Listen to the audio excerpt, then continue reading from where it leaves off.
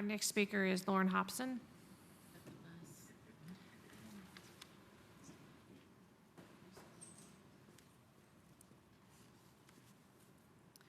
Lauren Hopson, KCA President, 6513 Foxhound Road. I wanted to publicly thank some of you, in particular Ms. Fugate and Ms. Carson, for your statements on Monday night regarding student test scores. As I said on Monday, I think it would be fabulous for this board to take the lead on pushing for legislation against including cut scores from a standardized assessment in student final grades. This process has not garnered the results in student motivation as intended and has actually created unnecessary problems for teachers and administrators. However, tonight I also wanted to bring to you concerns I've been hearing from Knox County teachers already this year regarding our testing landscape. First of all, a lot has been made about the amount of time that students spend undergoing standardized testing during the school year. When you look just at the time it takes to administer these tests, it may not seem to some like much instructional time is lost. But what isn't seen in those statistics is the amount of time students spend on test prep activities, such as answering like test questions, studying test format and vocabulary, transferring answers from one place to another, and now keyboarding skills and navigating a computer program. For me personally, test prep for this year's exam started the week after TCAPs were over last year. Already, students have been required to practice on the computer programs they will be using for this year's assessments. It is just now October, and we have focused them on a test, not on the learning. Although it was reported Monday night that there were a few problems on the Knox County end of things with the recent computerized test practice, many problems were witnessed by Knox County teachers. To me, and probably to them, it doesn't matter why students were kicked off the system or why the server crashed. The result is they lost valuable instructional time to a system that is clearly not ready to handle the workload, no matter what the state's official position is. Lastly, I wanted to give you some statistics, which normally I'm not a big fan of. But I think you will find this interesting regarding the success of our high-achieving students. As I have traveled to schools around the county the first 2 months of the school year, I have heard from many administrators their disappointment with the academic growth of their highest achieving students, at least according to TVAS data. So here are some statistics for you that I came up with just in thinking about my experience with teaching elementary school. And I actually shared these with Mr. Harris a couple weeks ago.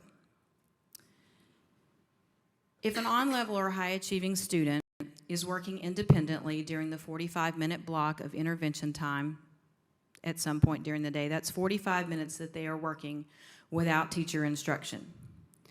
When you get to the reading block, there's going to be at a minimum 3 reading groups, probably at 15 to 20 minutes apiece, but let's go with 15 minutes.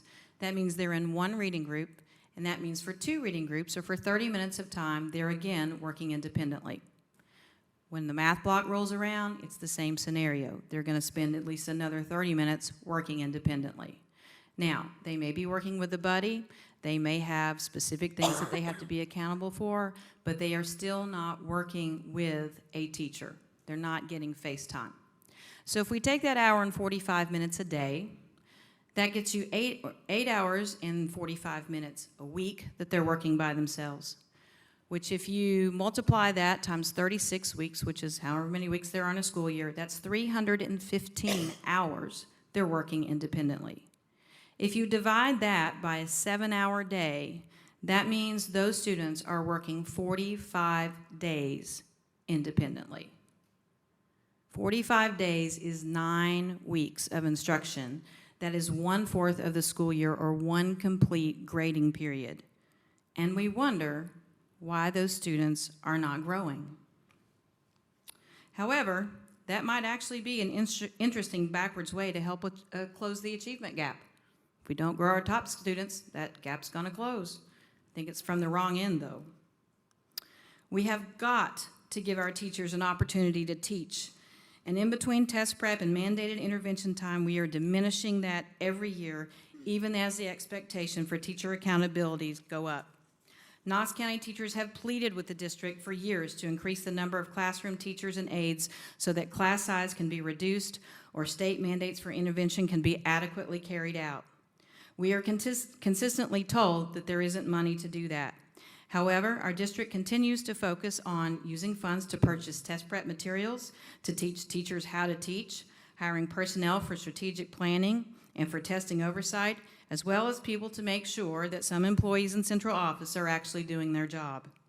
I was encouraged to see the state finally make recommendations about the statewide testing that Knox County teachers have been telling you about for years, specifically with K-2 students.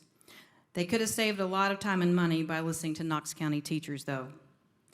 But Ms. when, Hopson. I'm almost finished.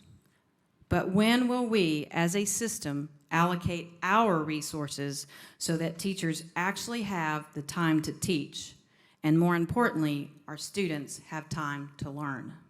Thank you.